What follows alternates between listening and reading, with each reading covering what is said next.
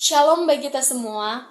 Perkenalkan, nama saya Indah Sari Zenratel dari Prodi Pendidikan Kristen Anak Usia Dini semester 3 dengan mata kuliah Hermeneutika.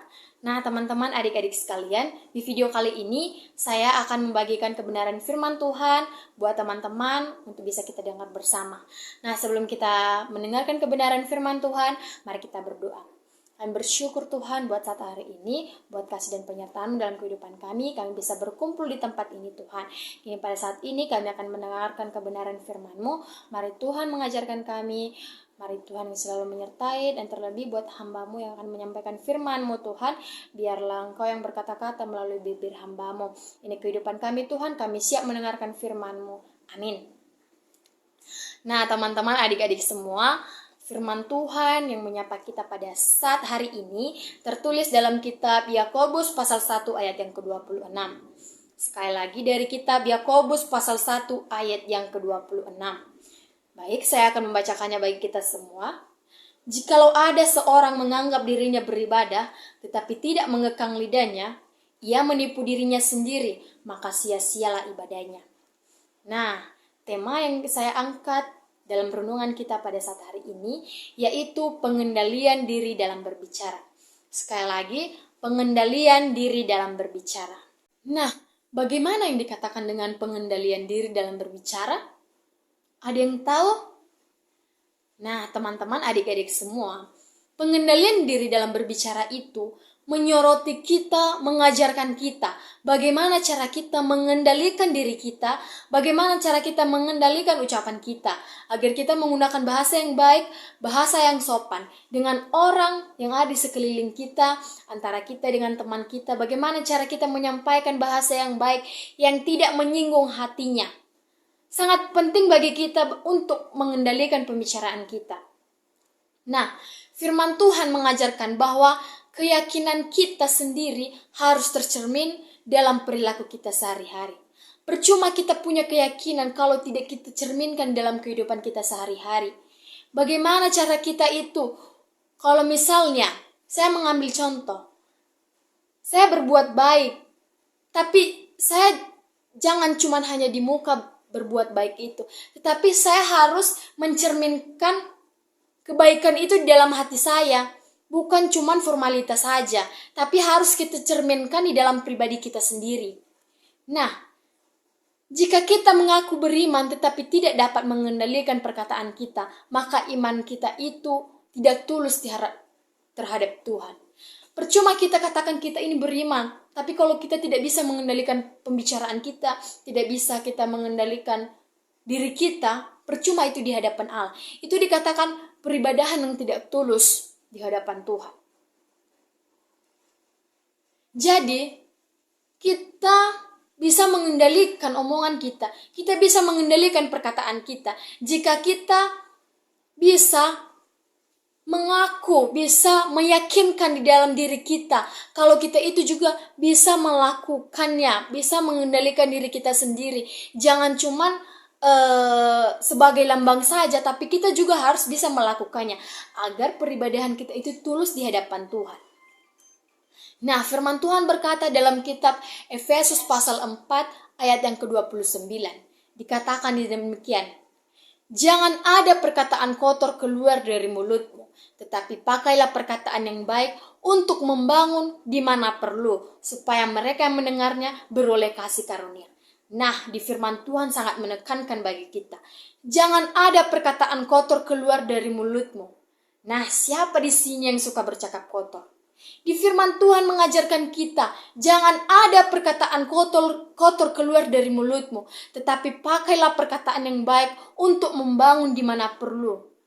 Jadi di sini pun, di dalam Alkitab, kita sudah diajarkan agar kita tidak mengeluarkan perkataan-perkataan kotor. Nah, ada poin penting yang saya ambil dari tema hari ini. Yang pertama, kontrol lidah. Dalam poin ini, pentingnya mengendalikan lidah atau ucapan lidah. Bagaimana cara kita mengendalikan lidah kita? Bagaimana cara kita mengendalikan perkataan kita? Nah, di dalam Amsal pasal 21 ayat yang ke-23 dikatakan, Siapa menjaga mulut dan lidahnya, menjaga dirinya dari kesesatan. Siapa menjaga mulut dan lidahnya, menjaga dirinya dari kesesatan. Di sini juga diajarkan kita bagaimana cara kita untuk mengendalikan lidah kita. Bagaimana cara kita untuk menggunakan bahasa yang baik, bahasa yang bisa berterima dengan orang di sekeliling kita. Di sini mengatakan di poin ini, kita perlu memikirkan kata-kata kita sebelum kita berbicara, teman-teman, adik-adik semua. Sebelum kita berbicara, kita harus memikirkan apa yang hendak kita sampaikan, apa yang hendak kita ucapkan kepada orang yang di sekeliling kita. Sebelum kita berbicara, kita harus berpikir, apa yang akan saya sampaikan nantinya. Saya ngambil contoh, saya sedang menyampaikan firman Tuhan pada hari ini. Jadi sebelum saya pun menyampaikan firman Tuhan pada hari ini, saya sudah berpikir apa nanti yang hendak saya sampaikan agar tidak terjadi kesalahan, agar juga tidak menyinggung perasaan-perasaan orang pendengar. Di sini diajarkan, kita harus menyiapkan kata-kata kita. Kita harus berpikir terlebih dahulu apa yang akan kita sampaikan. Di saat kita maju di depan, apa yang harus saya sampaikan Tuhan? Apa yang harus saya bilang? Nah, agar juga pentingnya untuk memikirkan kata-kata ini agar tidak tersinggung dengan teman-teman di sekeliling kita. Misalnya saya ambil contoh. Adalah teman kita yang gendut misalnya.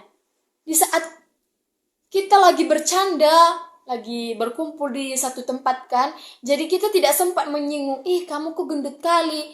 Jadi secara tidak sadar, mungkin teman yang mendengar itu pun ketawa. Tapi dia ketawa cuma di muka. Mungkin dalam hatinya, ya Tuhan, kenapa sih mereka harus berkata demikian? Saya kan ciptaan Tuhan. Jadi kenapa harus mereka demikian? Itulah dikatakan berpikir sebelum berbicara. Kita harus berpikir apa yang hendak kita sampaikan. Jangan sampai menyinggung hati teman kita. Kita tahu bagaimana bercanda, tapi kita harus tahu sampai di mana batasnya. Jangan terlalu emosional. Bagaimana dikatakan jangan terlalu emosional?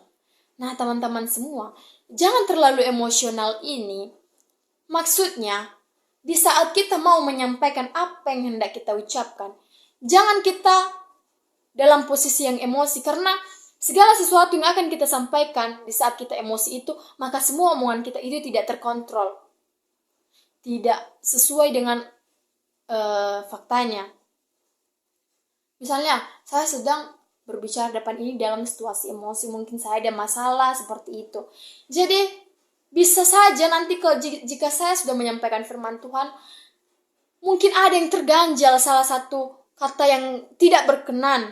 Makanya di sini dikatakan jangan terbawa emosi, karena emosi itu bisa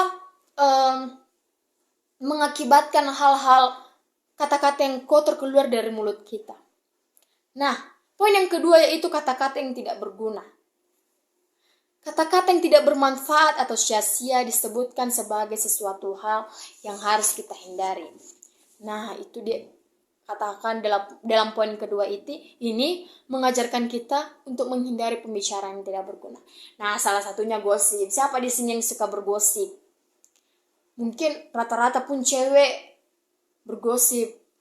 Nah, itulah diajarkan bagi kita. Menghindari kata-kata yang tidak berguna. Kita diajarkan untuk menghindari kata-kata yang tidak berguna. Kita, misalnya lah, contohnya seperti gosip tadi. Itu termaksud hal yang tidak berguna, pembicaraan yang tidak berguna. Itu cuman membuat apa? Cuma saling mengadu domba antara teman yang satu dengan teman yang lain. Gosip ini sering apa? Sering menimbulkan masalah. Di saat kita sudah berkumpul dengan teman-teman kita, situ juga kita membicarakan teman kita. Karena itu dikatakan, gosip itu adalah pembicaraan yang tidak berguna. Nah, jangan membandingkan teman dengan teman yang satu. Jangan membandingkan teman yang satu dengan teman yang satunya. Perbandingan dan kesombongan ini mungkin sering ini terjadi. Membandingkan teman yang satu dengan teman yang lainnya. Mungkin dia lebih pintar, dia begini, dia gendut, dia cantik, Dia sering membandingkan. Jadi di sini di firman Tuhan mengajarkan jangan saling membandingkan antara teman yang satu dengan teman yang lainnya. Nah, poin yang ketiga yaitu mengelabui diri sendiri. Ada yang tahu mengelabui diri sendiri? Nah, teman-teman, mengelabui diri sendiri itu yaitu sesuatu hal yang kita dengar tapi tidak benar. Sesuatu hal yang sebenarnya tidak benar namun kita mempercayainya. Nah, mengelabui diri itu sesuatu hal yang tidak benar namun kita mempercayainya. Mungkin ini juga sering terjadi. Di saat nanti ada orang mendengar gosip dari yang satu, dia cerita beginilah, cowok ini begini, keluarga ini begini. Yang sebenarnya itu tidak benar, tapi kita yang mendengar dari gosip itu kita percaya, padahal itu sebenarnya tidak benar. Ini dikatakan mengelabui diri sendiri. Orang yang mengelabui dirinya sendiri adalah orang yang punya hambatan perkembangan diri sendiri. Kenapa dikatakan demikian? Jika dia percaya terus sama cerita yang tidak benar, itu sama saja menghambat perkembangan pribadinya sendiri. Jadi dikatakan demikian, jangan kita percaya sama omongan-omongan yang tidak benar itu, kecuali kita melihat dengan mata kepala kita sendiri. Nah, di Efesus pasal 4 ayat yang ke-25. Efesus pasal 4 ayat yang ke-25 dikatakan demikian. Karena itu, buanglah dusta dan berkatalah benar seorang kepada yang lain. Karena kita adalah sesama anggota. Jadi kita pun sebagai manusia, kita buanglah kata-kata kebohongan itu. Kita buang cerita-cerita bohong itu. Jangan kita sebarkan. Nanti hanya gara-gara orang yang satu beredar ke orang yang lain. Nah, jadi saudara-saudari, teman-teman, adik-adik semua, kesimpulan yang bisa saya ambil dalam renungan pada hari ini yaitu mengajarkan bahwa iman yang benar menghasilkan tindakan yang mencerminkan iman tersebut. Salah satu aspek penting dalam tindakan itu adalah cara kita mengendalikan lidah kita sendiri. Nah, demikian firman Tuhan yang bisa saya bagikan buat teman-teman, adik-adik semuanya. Semoga bisa kita terapkan di dalam kehidupan kita sehari-hari, bagaimana cara kita mengendalikan diri kita dan bagaimana cara kita mengontrol lidah kita sendiri. Nah, demikian firman Tuhan, mari kita berdoa. Kami bersyukur Tuhan buat saat hari ini, buat berkat yang masih kami rasakan sampai pada saat hari ini. Jadi saat ini Tuhan, kami telah mendengarkan kebenaran firman-Mu. Mari Tuhan mengajarkan kami untuk dapat mengendalikan lidah kami, bisa menggunakan bahasa-bahasa yang baik. Terima kasih Tuhan Yesus, ini kehidupan kami serahkan ke dalam tangan-Mu. Di dalam nama Tuhan Yesus Kristus kami telah berdoa dan mengucapkan syukur. Amin. Demikian video yang bisa saya sampaikan. Terima kasih. Shalom.